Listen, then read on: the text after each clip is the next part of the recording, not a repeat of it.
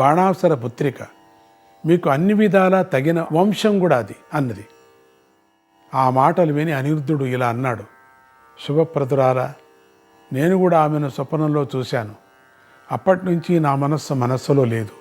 నిరంతరము ఆమె కోసమే తప్పిస్తున్నాను. చిత్రలేఖ, నీకు నా మీద దయ ఉంటే నన్ను ఆమె దగ్గరకు తీసుకువెళ్ళు. నీకు నమస్కరిస్తున్నాను. నా కలను నిజం చెయ్యి అన్నాడు అనిరుద్ధుడు. చిత్రలేఖ సంతోషించి, వీరా, నా స్నేహితురాలి జన్మ ధన్యమైంది, నా శ్రమ సార్థకమైంది, రండి వెళదాం అని అనిరుద్ధుణ్ణి పూర్తిగా అంతర్ధానం చేసి ఆకాశ మార్గంలో ప్రయాణించి సరాసరి ఉషాదేవి భవనంలోకి ప్రవేశించి ఉషాదేవి ఎదుట అనిరుద్ధుణ్ణి ప్రత్యక్షం చేసింది. ఉషాకన్య, ఆమె చుట్టూ ఉన్నటువంటి చలికెత్తలు కంగారుపడి చిత్రలేఖను చూసి తేరుకొని అనిరుద్ధుడికి అందానికి నివ్వెరబోయారంతా. ఆశ్చర్యపోతున్నారు. ఉషాకన్య ముందుగా తేరుకొని అనిరుద్ధుడికి నమస్కరించి అర్ఘ్యపాద్యాలు ఇచ్చి భవనం లోపలికి తీసుకుపోయింది. వెనువెంటనే ఉషాకన్య చిత్రలేఖను గట్టిగా కౌగిలించుకొని, చిత్రలేఖ, అనుకున్న పని సాధించేశావు, కానీ నాకు అంత కంగారుగా ఉంది. ఈ రహస్యాన్ని ఎలా దాచాలి?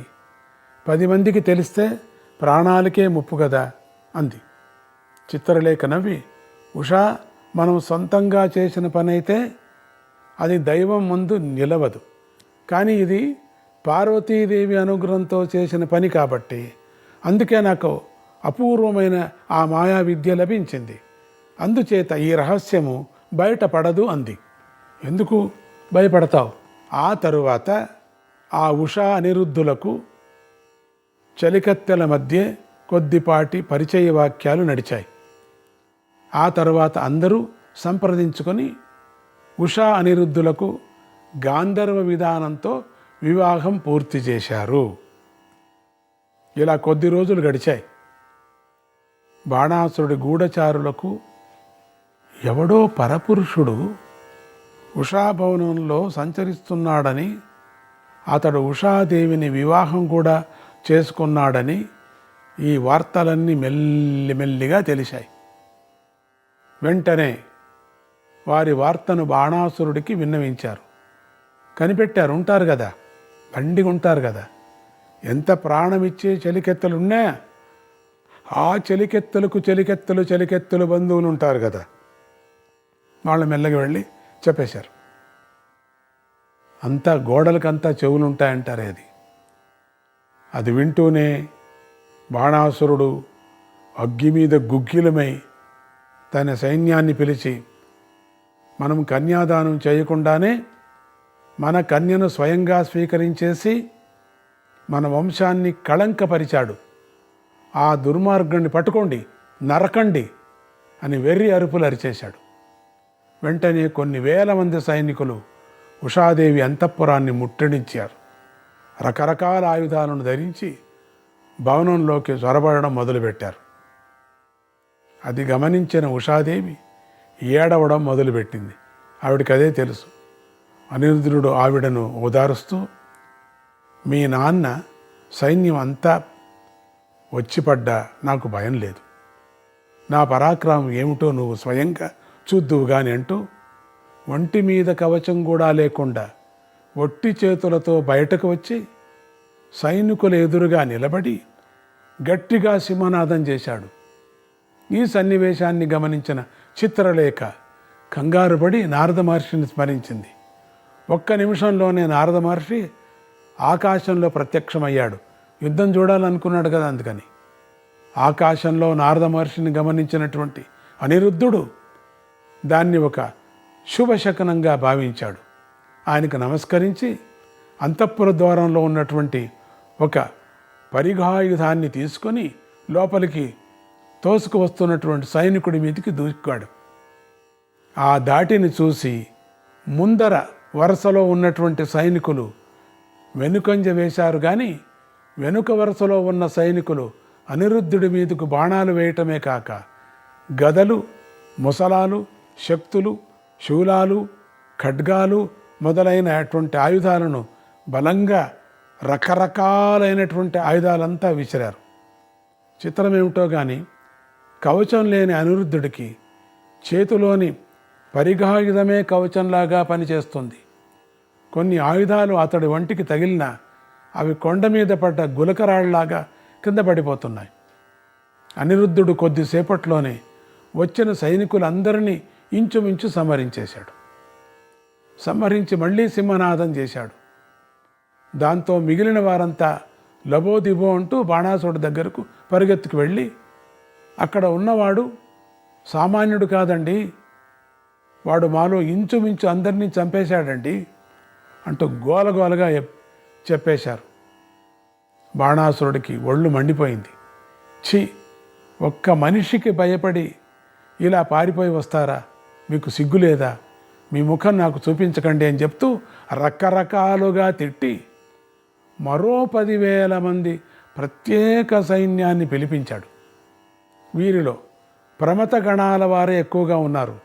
వీళ్ళందరినీ అనిరుద్ధుడి మీదికి తోలాడు, వెళ్ళమని చెప్పాడు. వీరు వచ్చేసరికి అనిరుద్ధుడు బయలు ప్రదేశంలో ఒంటరిగా నిలబడి ఉన్నాడు. వచ్చిన వారికి ఆశ్చర్యమైపోయింది. వీడెవడ్రా, ఒంటికి కవచం కూడా లేకోకుండా ఒంటరిగా నిలబడి ఉన్నాడు, ఇంతమంది మనం మహావీరులం మీద పడుతుంటే నిర్భయంగా నిలబడ్డాడు అనుకుంటూ వాళ్ళు అనిరుద్ధుడి మీదకి దూకారు.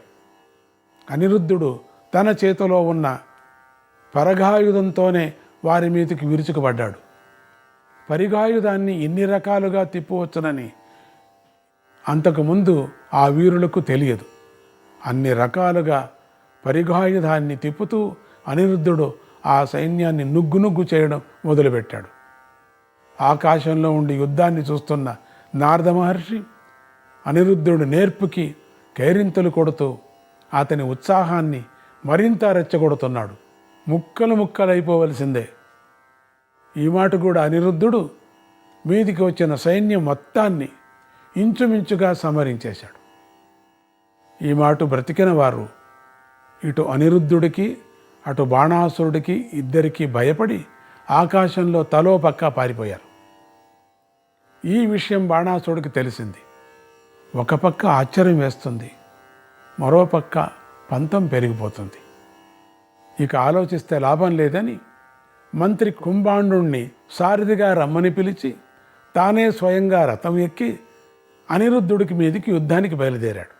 బాణాసురుడు వంటి నిండా కవచాలు ధరించాడు. రథం నిండా ఆయుధాలు గుప్పించుకున్నాడు. రథం అంటే మామూలు రథం కాదు, దాని వైశాల్యమే 2000 గజాలు ఉందట. అటువంటి రథంలో భయంకరమైన ఖడ్గాన్ని ధరించి బాణాసురుడు స్వయంగా యుద్ధానికి పరుగులు పెట్టాడు. తీరా చూస్తే ఎదురుగా నిలబడ్డ ప్రతి వీరుడు ఒంటరి మానవుడు. ఒంటి మీద కవచం కూడా లేదు. చేతిలో ఒక కత్తి డాలు పట్టుకొని నేల మీద నిలబడి ఉన్నాడు. అయినా నిర్భయంగా ఎదురు నిలిచి సింహనాదాలు చేస్తూ సవాలు చేస్తున్నాడు.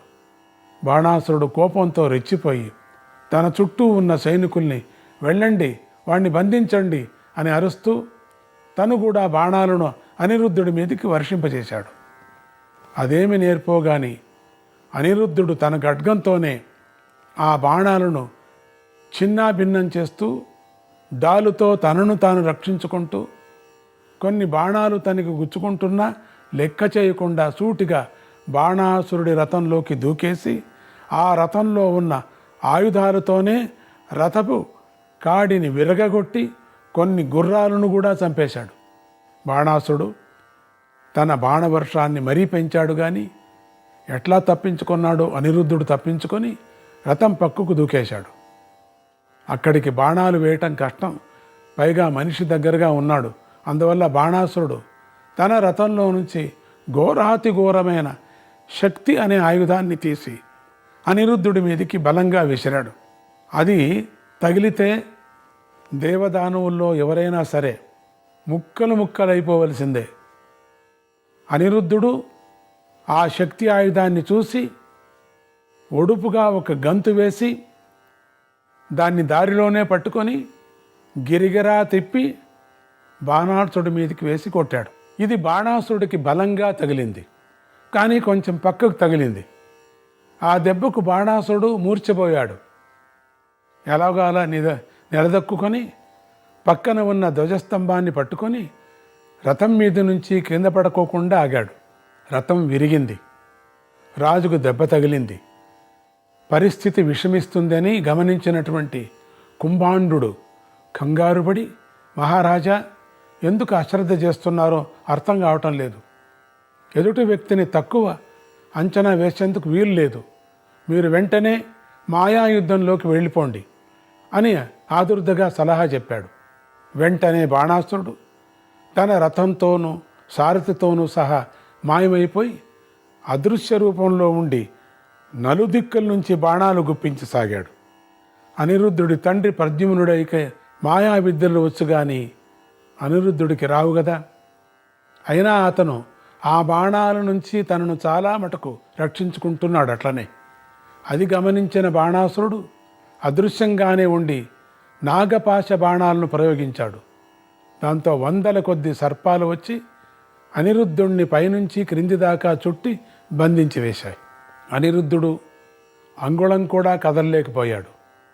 అయినా కూడా జంకటం లేదు, జింకరిస్తూనే ఉన్నాడు.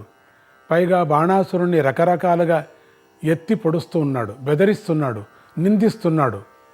అక్కడ అదృశ్య రూపంలో ఉన్న బాణాసురుడు శక్తి ఆయుధపు దెబ్బకు తాళలేక, సరిగా కదలలేక ధ్వజస్తంభాన్ని గట్టిగా పట్టుకొని నిలబడుతూ, హే కుంభాండ, నువ్వు తక్షణమే ముందుకు దూకి వీడి తల నరుకు, వీడు నా వంశాన్ని నాశనం చేశాడని ఆజ్ఞాపించాడు. కానీ కుంభాండు తొందరపడలేదు. ఆయన్ని అనుసరిస్తున్న గొంతులో అతడు మెల్లిగా ఇలా అన్నాడు, మహారాజా, మీరు అనుమతిస్తే నేను కొద్దిగా మనవి చేయదలుచుకుంటున్నాను. వచ్చినవాడు ఎవరో తెలియదు, ఎలా వచ్చాడో తెలియదు, వీడు రావటానికి ఎవరు సహాయం చేశారో తెలీదు. కానీ ఈతడి పరాక్రమం మాత్రము దేవేంద్రుని మించిపోయింది. ఈ మాట గమనించండి. ఇతడు యుద్ధం చేస్తున్నప్పుడు రవ్వంత కూడా అలసిపోవడం లేదు. ఆటాడుతున్నట్లుగా యుద్ధం చేస్తున్నాడు. ఇతడికి మన ఉషాకన్యకి గాంధర్వ వివాహం జరిగిపోయిందని మన గూఢచారులు చెబుతున్నారు. ఇప్పుడు మన కన్యను ఎవరికి ఇవ్వగలం? ఎవడు చేసుకుంటాడు? ఈ విషయాలు ఆలోచించాక అతన్ని చంపాలా, వదలాలా, గౌరవించాలా అనే విషయం నిర్ణయించండి. మనం తొందరపడితే అది మన పిల్లకే పెద్ద ప్రమాదం. ఇప్పుడు చూడండి, అన్ని పాములు చుట్టుకున్న మనిషిలో దైన్యం లేనే లేదు. మనల్ని లెక్క చేయటం లేదు. మనం మాయాయుద్ధం చేసి ఉండకపోతే మన పని ఏమవుతుందో ఆలోచించండి. 1000 చేతులు గల మిమ్మల్ని 2 చేతుల వాడు దెబ్బతీశాడు. ఈ మాట కూడా గమనించండి. కనుక మహారాజా, వీడు సామాన్యుడు కాదు. వీడి వంశం కూడా సామాన్యమై ఉండదు వంశము. కనుక ఇతన్ని చంపే ముందు ఇతడు ఎవరో, ఇతడి వంశం ఏమిటో, ఇక్కడికి ఎలా వచ్చాడో, ఇతడి వెనకాల ఎవరి అండ ఉందో ఇవన్నీ పూర్తిగా తెలుసుకోవడం మంచిదని నా అభిప్రాయం. తర్వాత తమ చిత్తం అన్నాడు కుంభాండు. బాణాసురుడు కుంభాండుడి మాటలను కాదనలేకపోయాడు. అతడు కొంచెం ఆలోచించి కొంతమంది ప్రత్యేక భటులను పిలిచి, వీణ్ణి ఇక్కడే జాగ్రత్తగా కాపలా కాస్తూ ఉండండి అని ఆజ్ఞాపించి కుంభాండుడి వైపు తిరిగి, కుంభాండ, ఇంటికి వెళ్ళి ఆలోచిద్దాం వదా అన్నాడు. ఈ పరిణామాలను గమనిస్తున్న నారద మహర్షి అక్కడి నుంచి ఆకాశగమనంలో ద్వారకా నగరం వైపు బయలుదేరాడు. ఆ విషయాన్ని అనిరుద్ధుడు కూడా గమనించాడు. ఇక మాయలో ఉన్న బాణాసురుడు కూడా అక్కడి నుండి వెళ్ళిపోయాడని అర్థం చేసుకున్నాడు. కానీ వెళ్ళినవాడు మళ్ళీ వచ్చి మీద పడకు మానడుగా అని లోపలే అనుకుంటున్నాడు. ఇంతలో ఉషాదేవి అక్కడికి వచ్చి అనిరుద్ధుడు నాగపాశాల చేత బంధింపబడి ఉండటం గమనించి దీనంగా విలిపించింది. తన తండ్రికి తన మీద చాలా గారాభమని, తనను పిలిచి అడగకుండా ఇలాంటి ఘోరకృత్యం చెయ్యడని అప్పటిదాకా ఉషాదేవి నమ్మింది. ఇప్పుడు ఆ నమ్మకం వమ్మైపోయింది. ఆమె ఆ మాటే అనిరుద్ధుడితో చెప్పుకొని ఏడ్చింది. అనిరుద్ధుడు నాగపాశాల్లో ఉండి కూడా ఉషా భయపడకు, ఏడవకు, కొద్దిసేపట్లో మా తాతగారు శ్రీకృష్ణుల వారు ఇక్కడికి వస్తారు, అది ఖాయం, చూస్తూ ఉండు. ఆయన శంఖధ్వని వింటే చాలు ఈ రాక్షసులంతా గుండెలు పగిలి మరణించి తీరుతారు అని ధైర్యంగా ఓదార్చాడు. ఇంతలో బాణాసురుడి సైనికులు వచ్చి ఉషా అనిరుద్ధులు ఇద్దరినీ ఒక కారాగారంలో వేసి అనిరుద్ధుణ్ణి కదలటానికి వీలు లేకుండా ఒక బాణ పంజరంలో బిగించి బంధించారు. దాంతో అనిరుద్ధుడికి కొంచెం విశ్రాంతి వచ్చింది. అతడు వెంటనే తన మనస్సును ఏకాగ్రం చేసుకొని ముందుగా అతడి తాతగారైన శ్రీ మహావిష్ణువుకు నమస్కరించి తమ ఇంటి కులదేవత అయినటువంటి కోటవతీదేవిని ఏకాగ్రమైన మనస్సుతో ధ్యానించడం మొదలుపెట్టాడు. ఆనాడు యశోదాదేవికి జన్మించి కంసుణ్ణి బెదిరించి శ్రీకృష్ణుని మరణాన్ని తప్పించి నందకులంలో దేవతగా వెలుగుతున్న దుర్గాదేవియే వారు కోటవతీదేవి అని కూడా పిలుస్తారు. దుర్గేతి భద్రకాళేతి విజయ వైష్ణవీతి చ కుముదా చండికా కృష్ణ మాయా, అటువంటి అమ్మవారు. ఆ దేవినే ఇప్పుడు అనిరుద్ధుడు ధ్యానిస్తున్నాడు. ఇలా కొంతసేపు ధ్యానించాక అతడు ఏం చేశాడంటే ధ్యానించి అట్లనే కళ్ళు మూసుకొని ఇలా స్తుతించడం ప్రారంభించాడు. గౌతమీం కంస భయదాం, గౌతమీం కంస భయదాం, యశోదానంద వర్ధినీం, మేధ్యాం గోకుల సంభూతాం, మేధ్యాం గోకుల సంభూతాం, నందగోపస్య నందినీం, నందగోపస్య నందినీం. గౌతమ మహర్షి చేత స్తుతింపబడినది, కంసుడికి భయాన్ని కలిగించేనది, యశోదాదేవి ఆనందాన్ని వృద్ధి చేసింది, పరమ పావనమైనది, గోకులంలో ఉద్భవించినది, నందగోవుని పుత్రికగా అవతరించినది అయిన దేవికి నమస్కరిస్తున్నాను. ఈ విధంగా 27 శ్లోకాలతో స్తుతించేసరికి ఆ దేవి అనిరుద్ధుడికి ప్రత్యక్షమై అతడు చుట్టూ ఉన్నటువంటి బాణ పంజరాన్ని తన హస్తస్పర్శతో భగ్నం చేసి తక్షణమే విడిపించి, అనిరుద్ధ బాధపడకు, కొంచెం సేపు సహించుకో, చక్రాయుధుడైనటువంటి శ్రీకృష్ణ భగవానుడు త్వరలోనే ఇక్కడికి వస్తాడు, నిన్ను బంధనంలో నుంచి విడిపిస్తాడు, బాణాసురుడి 1000 చేతులు నరికి నిన్ను తీసుకువెడతాడు అని ఓదార్చింది. అప్పుడు అనిరుద్ధుడు మళ్ళీ దేవికి నమస్కరించి మళ్ళీ కొద్ది శ్లోకాలతో స్తుతించాడు. ఆమె అనిరుద్ధుడిని అనుగ్రహించింది, అంతర్ధానం అయిపోయింది.